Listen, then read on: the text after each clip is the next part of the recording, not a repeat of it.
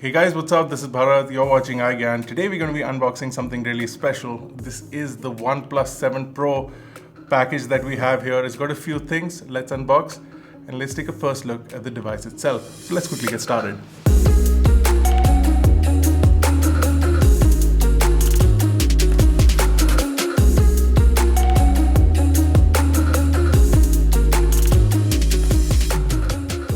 So we got this package here from OnePlus. It's quite a hefty package and they've been touting the camera performance of the phone. So this year it might be about the camera.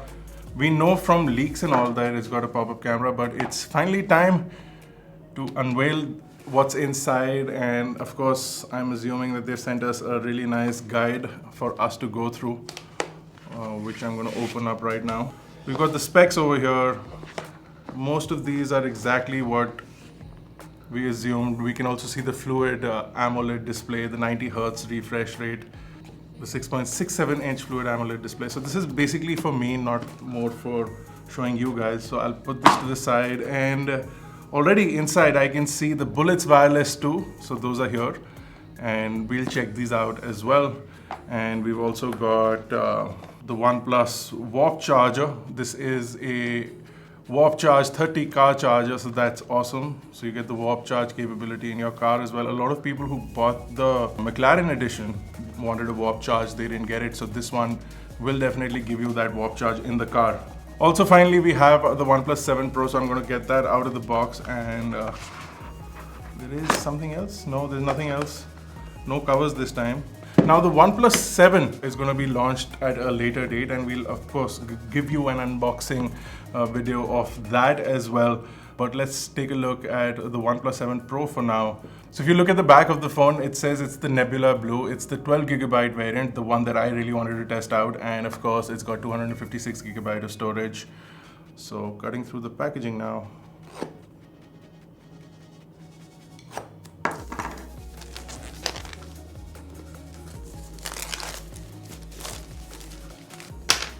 That was not as easy as I thought it would be, but this might be easier. So the one-hand unboxing, and I'm assuming a silicone case, and yes, it's a silicone case inside the box, so with the camera cut out at the back. And in this package, some documentation. So we got OnePlus stickers, we've got safety information, and plastic recycling information, and then you have the SIM ejector tool, basic information about the phone, where the front camera is, where the power button is, where the dual nano SIM slot is. This is the most exciting part now. So I'm going to pull the phone out of the box. So this is what it says, never settle on the front. You can see that there's a fingerprint sensor here. It says, to maximize the performance of our in-display fingerprint sensor, we recommend using screen protectors from OnePlus and official partners. Of course they do. And it's actually true, because I've seen some screen protectors which reduce the speed of the fingerprint sensor. So that is something that you don't want while using the device. This is the welcome card. I'm assuming there's a letter from Pete, and it is. And I'll leave this letter on the screen so you guys can see it. And then it says Warp Charge on this cover, and of course there's going to be a Warp charger inside. It's got the OnePlus logo and a standard USB port, which means that the cable is a standard USB-C cable, which is the Warp Charge cable which they usually have.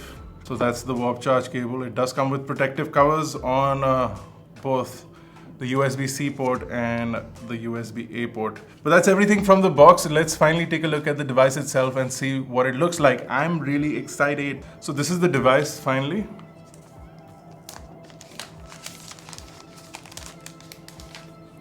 And no camera cutout, no notch on the front, just like the rumors. On the back is the Nebula Blue. Get rid of this sticker. It's a nice frosted finish, not what I was expecting, but it's a nice frosted finish. So I'm assuming it'll be a little resistant to fingerprints, which is nice. You can't get it dirty, and it looks really nice. And if you do want a glossy effect, you can put the silicone case on and get a glossy effect, and you can also get fingerprints now.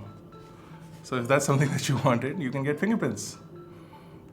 And let's get rid of that. So the phone looks nice. Let's quickly power it on. I'm going to enter my super secure password that nobody in the world knows. And let's see how quick this fingerprint sensor is.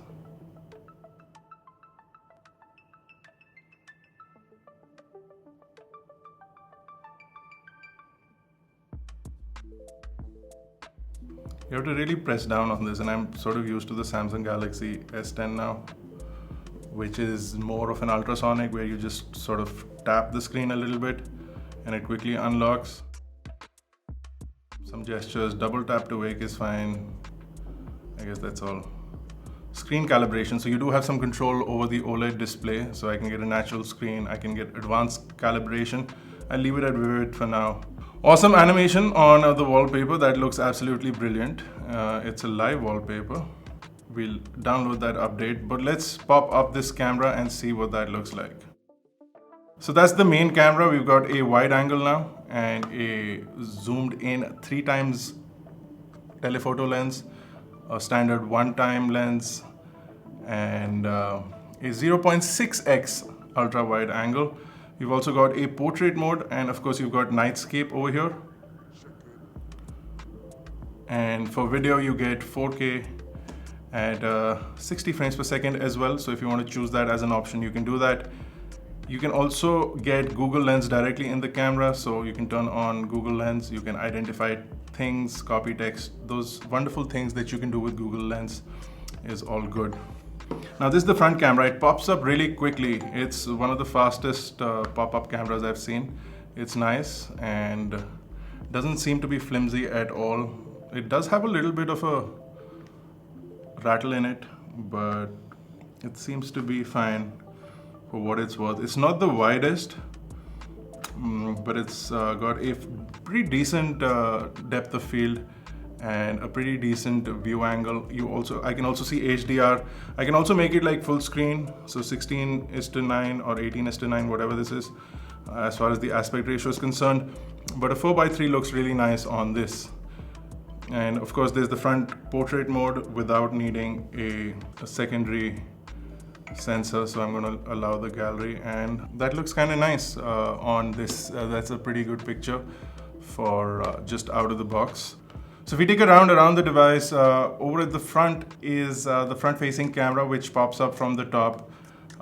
It is a Sony sensor. It's a 16 megapixel camera with a 1 micron pixel size. It does have autofocus and an f2 aperture, but it doesn't have any kind of image stabilization. It has only electronic image stabilization, no optical image stabilization. Now it can capture videos at 1080p at 30 frames per second. I would have liked to see at least 60 frames per second from the front camera, but that is not the case with this device. Below that is the display. The display now is a 6.67 inch display with a 3120 by 1440 pixel resolution, which gives it a total of 516 pixels per inch. It's a 19.5:9 aspect ratio, and it's a fluid AMOLED display with 90 Hz of refresh rate, which makes sort of scrolling and navigating between applications really smooth, and you can really see the difference on the screen when you do that. Now 90 Hz is because it's an AMOLED display, so that's the limitation for the time being. It does have a P3 color gamut and things like the video enhancer and all that I showed you. On the bottom you have the SIM tray. Now this is a dual SIM tray. You can pop in dual nano SIM cards. You have the USB-C port, you have the microphone and the speaker grill. On the right you have the power button and the notification toggle switch. So you can put your notifications on silent, on vibrate or on ring directly from this notification toggle switch. On the top is a secondary noise cancellation microphone, and of course you have the pop-up camera, and on the left are the volume buttons. So you do have the buttons on either side. Now you can see the frame of the phone is metal. It's really nice to look at. It's extremely shiny as well. And on the back is where the matte finished, almost frosted blue color, you can see that it looks absolutely brilliant. You've got a OnePlus logo on the bottom as well as a iconic logo on the center.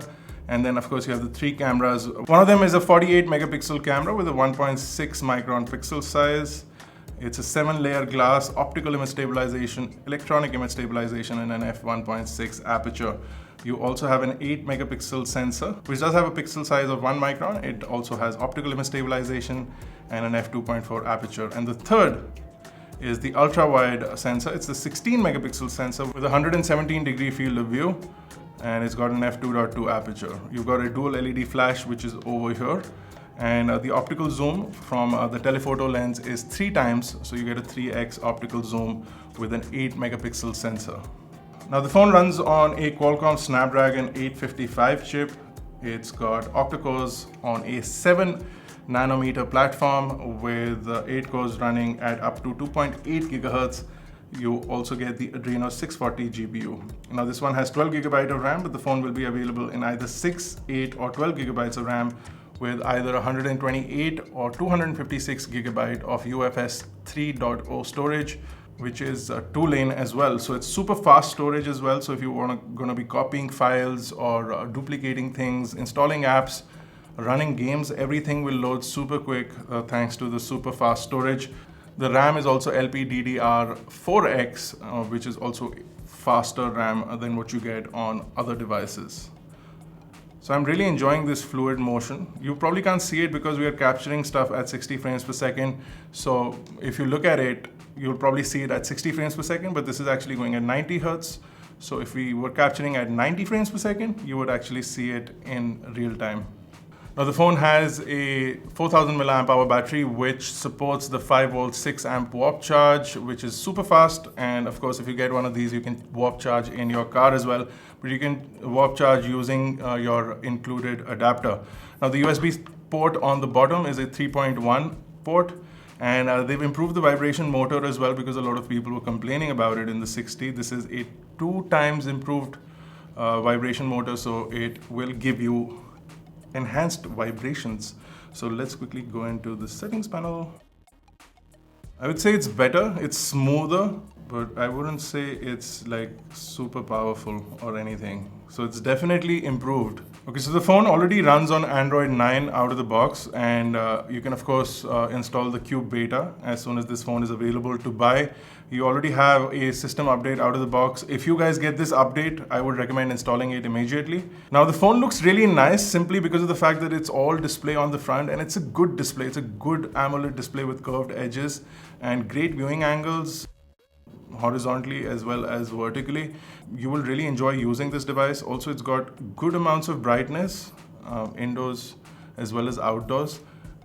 So overall, it feels really nice in the hand, and even without the case, it seems nice. It does attract a little bit of smudging on the back, as you can see.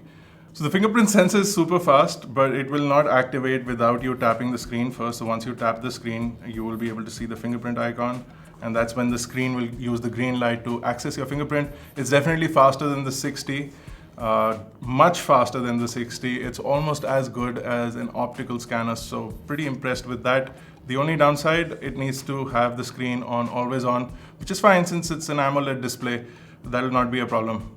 Now the phone has Gorilla Glass 6 on the back as well as the front. It's really well made, and there were already talks of dunking this in water because this is a water resistant device up to IP67, not been certified. We're not going to try it, and I would recommend that you guys don't. So in case of an emergency, if you do end up dropping it, it will be resistant to water. I'm going to look at the warp charger from OnePlus for the car, and this is what it looks like. It's a pretty simplistic thing. It's got a really nice metal finish around the edges of the USB port. Pretty solid. The first gen one was also really good, and I still have it in my car, and it does come with an additional cable, so you do get a cable for free if that's what you're looking for. Bullets wireless too. Now these are not a lot different from the first generation Bullets. They've got a 600 mAh battery, and they've got Bluetooth 5.0. They've got Qualcomm aptX HD. So not a lot of difference in terms of what they look like, or the packaging for that matter, but you get a new generation of Bullets, which is nice. And you can see there's a OnePlus logo on the packaging. And we've got additional ear tips here as well. So a large size as well as a small size, and the medium size is already on the earbuds. There's also a tiny USB-C charging cable, which is also inside the box. There's also some documentation over here, so probably a quick start guide and such. So Bullets Wireless 2, there's a user guide, and there's a safety and warranty information booklet. Okay, so you still get the magnetic feature. A little bit of a difference in terms of what the earphones look like. Definitely an improved design, according to me.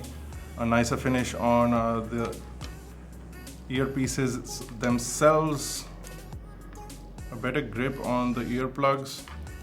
And of course, I'll test these and tell you what they sound like. First generation of Bullets Wireless, and in my left hand are the second generation. You can see that they have the wingtip sort of already in the earpiece design. So much more compact, and then you have this nicer shiny finish on the earpieces themselves. So just a little bit of a design improvement, I think. The neckband also seems quite similar, slightly compactor and definitely more lightweight. Feels nicer, probably because they're new, but they're almost identical. Of course, I'll tell you about the sound when I test these out later on. So another thing that the device has is a face unlock. So you can jump in to face unlock, put in your really secure password, and then turn on face unlock. Now face unlock is definitely not going to be as secure as Face ID, but it is OnePlus's unlock thing. So they say they've improved it thanks to their 3D mapping, and all you need to do now is sort of do this, swipe up, and it unlocks. So it pops up the camera, which looks nice. I've seen it on devices in the past, including the Vivo Nex and another device from Vivo that we checked out. So this is quite fast as well. You can see it pops up, it unlocks, and it goes away. So that's nice. You can also have an instant unlock turned on. Every time you sort of tap the power button, it'll automatically unlock. So if I go here, pop in my super secure password. So this will sort of push the camera up every time I press the power button. This is not recommended because if you press the power button in your pocket, it'll pop up the camera. So I would definitely not recommend this because that may damage your camera more, but it's definitely a faster unlock. I think the fingerprint sensor is also pretty fast now. The only downside is that if it's on the table, you need to first tap the screen. But it unlocks pretty quickly. So there you go, guys. This is the OnePlus 7 Pro. If you guys like the video, don't forget to smash that like button.